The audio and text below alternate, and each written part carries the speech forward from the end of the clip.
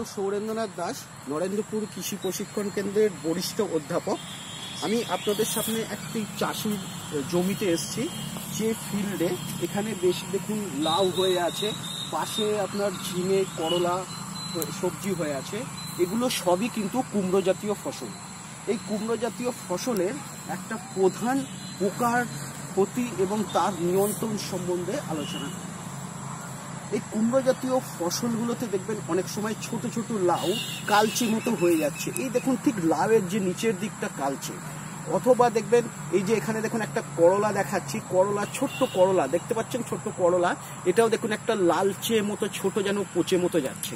এবং কুমড়োতেও আমরা সাধারণত দেখতে পাই কি না, কুমড়োতেও এই ধরনের আমরা কিছু দেখতে পাবো যে ছোট ছোট কুমড়োটার অর্ধেকটা যেন কালচে বাদামি বা কিছুটা যেন পচে মতো যাচ্ছে। এখানে যে পোকাটার আক্রমণ হয় সেটা সাধারণত মাছি বলে বা ফলের মাছি বলে। এই মাছিটা কি বা মাছিটা আমি বুঝবো কি করে যে এটা মাছির নিয়ন্ত্রণ? যদি আমি এই যে লাউ যেটা অর্ধেকটা পচে যাচ্ছে এরকমভাবে ব্লেড দিয়ে ক্ষেত থেকে নিয়ে যদি আমি কাটি, দেখুন এরকম কালচে বাদামি, এবং এর ভিতরে অথবা করলাটা ধরুন আমি যদি কাটছি, যে করলাটা হয়েছে ভালো করে লক্ষ্য করলে দেখতে পাবেন এরকম ছোট্ট ছোট্ট ক্রিমির মতো দেখুন সাদা সাদা, হাতে নিলে এখানে পরিষ্কার দেখা যাবে ক্রিমির মতো, একদম ক্রিমি আছে। এইগুলো সাধারণত কি ফলের মাছির ছোট্ট ছোট্ট কীড়া, এরাই কিন্তু এই সমস্ত লাউগুলোকে ক্ষতি করে। এদের পূর্ণাঙ্গটা কীরকম না, পূর্ণাঙ্গটা আমরা সচরাচর যে মাছি দেখতে পাই তার থেকে সাইজে বড়, এবং ডানায় দেখবেন কালো দাগ থাকে, পিছনের দিকটা ত্রিকোণাকৃতি সরু, এবং এই সরু ভুল দিয়ে এরা কী করে, যে ছোট ফল যেটা হচ্ছে লাউ, ঠিক এই ধরনের লাউ যেগুলো হচ্ছে এইরকম লাউ ছোট কুমড়ো, ওরা এরকমভাবে তাদের পিছনের দিকটা সরু যেটা বলছিলাম সেটাকে সার্সি বলে, ওদের শরীরের ডিমগুলো ঢুকিয়ে দেয়।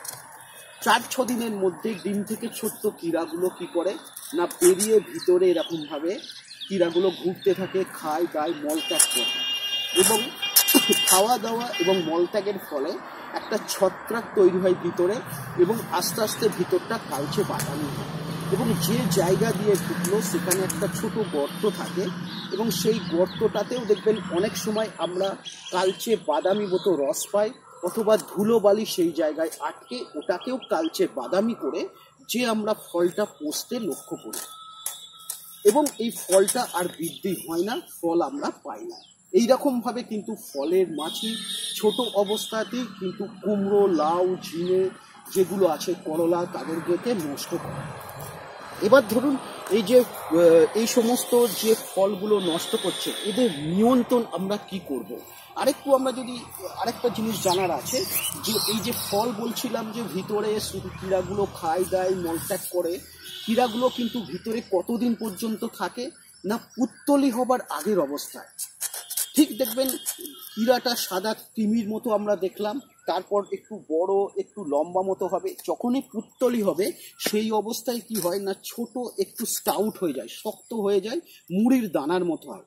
যে গর্ত দিয়ে ওরা ফলে ঢোকে সেই গর্ত দিয়ে ওরা স্যাট করে বেরিয়ে চলে আসে পুত্তলি হবার আগে। কোথায় পড়ে না তারা এসে মাটিতে পড়ে, মাটিতে কিন্তু থেকে যায়, মাটি থেকে আবার পূর্ণাঙ্গ মাছি হয়, সেখান থেকে আপনার ডিম পাড়ে, ডিম পাড়ার পরে আবার ছোট ছোট কীড়াগুলো ফলে আক্রমণ করে, এইভাবে আক্রমণটা হয়। এবার নিয়ন্ত্রণের দিকে যেটা আমরা আসছিলাম, প্রথমত কি না এই ধরনের যে ফলগুলো অল্প স্বল্প খেতে আমরা দেখি লাউ, কুমড়োতে, করলাতে যেগুলো দেখতে পাচ্ছি চোখের কাছে, অবশ্যই তুলে কি করবেন না তুলে আমরা অন্য জায়গায় মাঠের থেকে কিছুটা দূরে পুঁতে অথবা পুড়িয়ে ফেলবো, অথবা বিষাক্ত কোনো কৃষি বিষের জলে ডুবিয়ে নষ্ট করে ফেলবো, যাতে পরবর্তী আক্রমণটা না হয়। দ্বিতীয়ত নম্বর হচ্ছে কি না, এটা যদি এই ধরনের কুমড়ো জাতীয় ফসল আমরা যদি একটু আর্লি জাত করি, মানে জলদি জাতের যদি করা হয়, তাহলে দেখা যাবে যে ফলের মাছির আক্রমণটা অনেকটা কমে গেছে।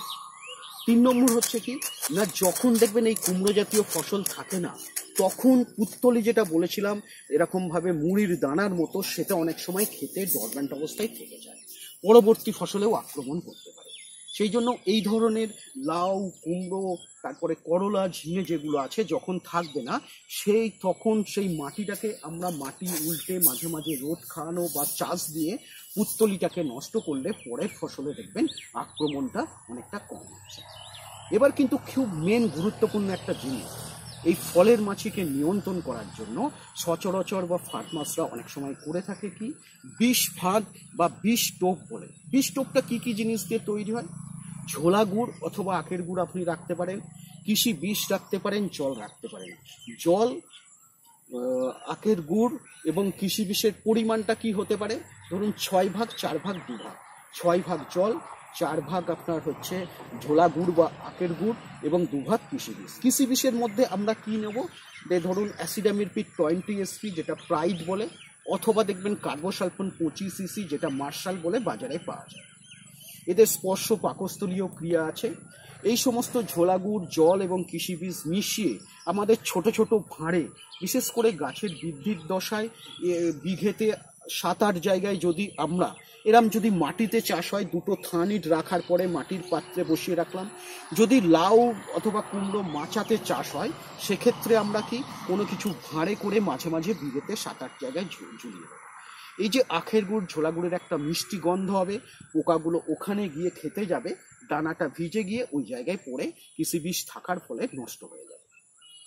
অথবা দেখবেন কি, ফেরোমেন ট্র্যাপ বাজারে কিউলিওর প্রচুর পাওয়া যায়, বিভিন্ন কোম্পানির, ব্যারিক্স, পেস্ট কন্ট্রোল ইন্ডিয়ার। সেই জন্য কুমড়ো জাতীয় ফসলের বৃদ্ধির দশায় এই সমস্ত আমাদের ফেরোমেন ট্র্যাপ যেগুলো বাজারে পাই, আমরা করে 7টা থেকে 10টা আমরা লাগিয়ে দেবো। তাহলে কিন্তু কি, যে সমস্ত মাছিগুলো উঠবেই অটোমেটিক্যালি তারা কিন্তু প্রথম থেকেই নিয়ন্ত্রণ হবে। কিন্তু চাষিরা আপনার বাজারজাত ট্র্যাপের চেয়ে নিজেরা এখন খুব করছে কি না, এটা দেখতে পাচ্ছেন 1 লিটার আপনার একটা জলের বোতল, 1 লিটার একটা জলের বোতল, এবং দেখুন দুটো দিকে গ্রুপ কাটা আছে, গর্ত করা আছে, এদিকে ঢাকনার মতো রাখা হয়েছে। কেন না, এখন বর্ষাকাল বলে, বর্ষাকাল ঠিক আসেনি কিন্তু মাঝে মাঝে এমন বৃষ্টি হচ্ছে বর্ষাকালের মতো, যদি বর্ষাকালেও যদি থাকে এরকম করলে কি জলটা বেশি ভিতরে ঢুকবে না, সেই জন্য এরকম করা হয়। আর যদি বর্ষাকাল না হয়, এটাকে কেটে দিতে পারেন, টোটালি এরকম 2 বা 3টে গর্ত রাখবে। 1 লিটারের বোতলে এরকম তার দিয়ে ঝুলিয়ে মাছাই করলে কি হয়, মানে এই জিনিসের মধ্যে বাজারজাত দেখবেন আপনার যেগুলো বাজারজাত অনেক সময় কি পাওয়া যায় না, লিওর পাওয়া যায়, ক্যাপসুল কিনতে পাওয়া যায়। সেই লিওরগুলোকে আপনারা বাজার থেকে কিনে লিওরগুলো এখানে আটকে নিলেন, নেওয়ার পরে এরকমভাবে বোতলে আপনি ঢুকিয়ে দিলেন, আর ঢোকাবার আগে এই বোতলে কিছুটা জল ভর্তি করে রেখে দিলেন। জলটা কেন রাখছেন সেটা পরে বলবো। এবং অথবা আপনার এই জায়গাতে দেশি মদ তারই কিছুটা রেখে দিও।